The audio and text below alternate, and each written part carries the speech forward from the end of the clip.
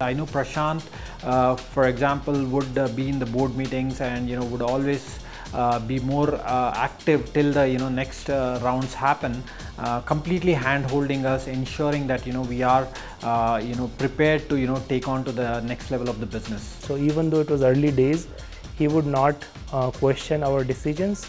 He will just want to understand the thought process and the details behind it. But then he will himself say that he wants to just act as sounding board. So I was a little skeptical, but I think to my surprise they were amazing. They were amazing because I think this was for the first time an angel group was formed of professionals who understood what it meant to take minority stake in a company. Naveen Tiwari of InMobi is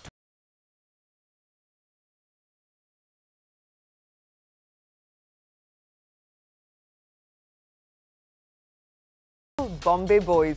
Both of them belong to Mumbai-based business families, and one can say taking risks comes naturally to them. In the casinos, they have a roulette, what they call it roulette, and there's a blackjack.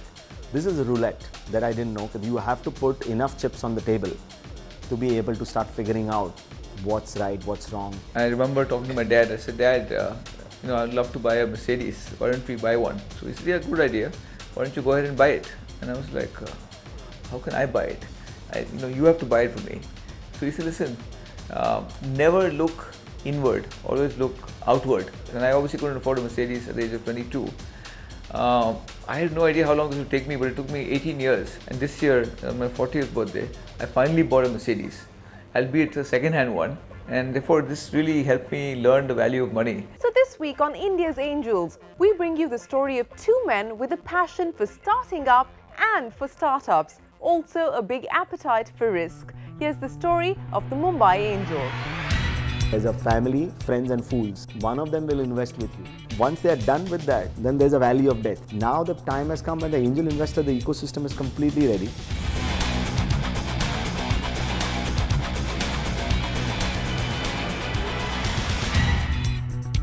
The biggest lessons was to accept no as an answer. Because I had substantially more people who said no to me than who said yes to me.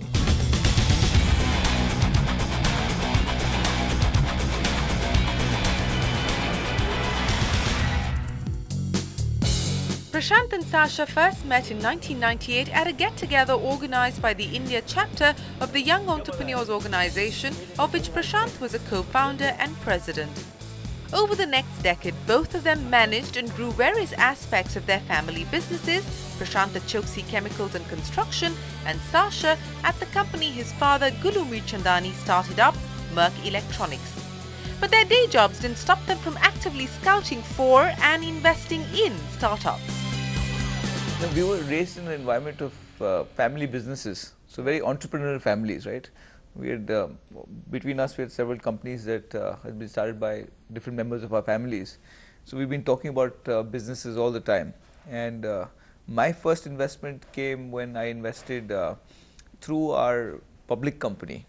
And subsequent to that, the new board that came and said, look, there's no synergy between consumer electronics and this investment that you made. So you need to divest it. And when I looked around for potential acquirers for the company, I realized that there's very few VCs who do really early stage, which is seed and angel eco.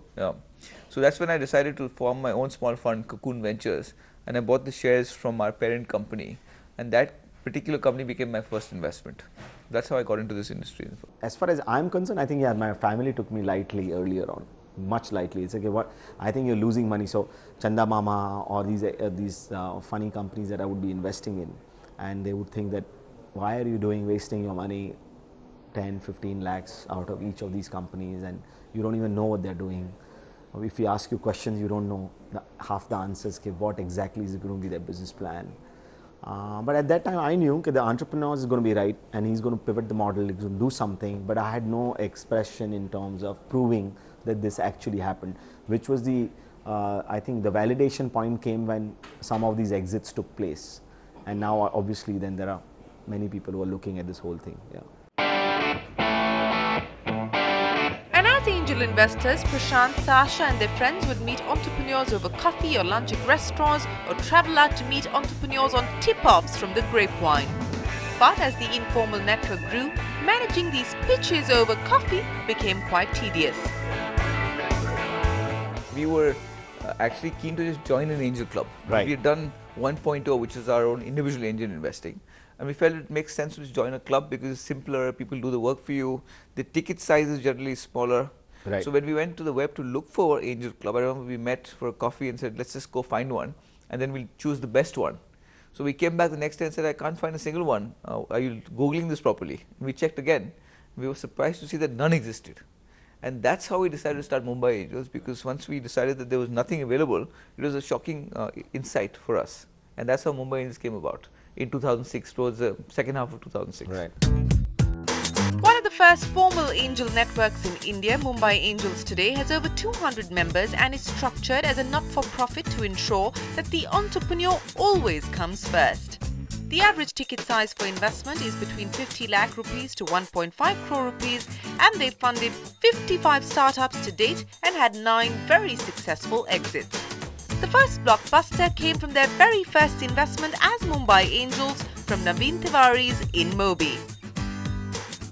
And here Mumbai Angels set a precedent for angels in India by selling out to a VC for a 20x return. Naveen Tiwari's mobile ad network In Mobi raised money from Silicon Valley VCs like Kleiner Perkins and Sherpalo Ventures, and then Japan's SoftBank, which has valued the startup at over $1 billion. But Naveen says this success wouldn't have been possible without the first 2 crore rupee investment that allowed him to experiment and come up with a winning business plan on the 4th iteration. I think 2 big areas where I think they were phenomenal at. One, the fact that, you know, how important as it is to build a strong team. So focus on the people front, right? I think the second area where I thought they were phenomenal at was always to say, hey, just move fast, and don't wait for the perfect product, for the perfect solution to get created. Just move, because speed is everything. And I thought those were 2 big points that they have always, kind of pushed on. And it has been an amazing experience till date, because every time I meet them, it is an entrepreneur meeting another entrepreneur, not entrepreneur meeting an investor. And the reason why that has been great is because, you know, they've helped us in the process, in operational processes, in helping us get new customers if needed, right? Especially in the early days, right? And I thought that's been an amazing experience working with each one of these guys. Even today when we meet, we'll talk about operational stuff, and they're very good at this. And what also helped Naveen with support from his angels in planning his next round of funding and their flexible stance on exits. And somehow I'm a firm believer that even when the time comes for an exit, I don't want to be a hurdle in their way. Even if they are giving, sometimes sacrificing some portion of mine, because I just think they should just keep going. It's not important to hold an entrepreneur back on a technical grounds, and which is very important for me as a Mumbai Angel. And I always tell kids, just let them go, even if it's 1.8x or 2x, even if he's taking away that little bit because of some structuring, why bother? You have enough. And you are in angel investing, let them go. I mean, they'll come back to you when they'll do the next company. They will come back to you if you have given them that freedom, or let them be. I think it's that particular thing. If you keep in mind, you'll enjoy angel investing. You'll like it. You'll do good. Prashant and Sasha both say that a gut feeling about the entrepreneur and the business idea has a big role to play in their investment decision. But if they had to put out a checklist, this is what it would look like. We look at 5 things. Number 1 always is the entrepreneur. So that's the most important thing, the quality of the entrepreneur, he or she. We're backing the horse or the jockey, right? So that's key. The entrepreneur is always key. The second is size of the market. Third is exit potential. Realistically, how can we exit this opportunity? We normally have a pretty long window of about 5 to 7 years, maybe even longer.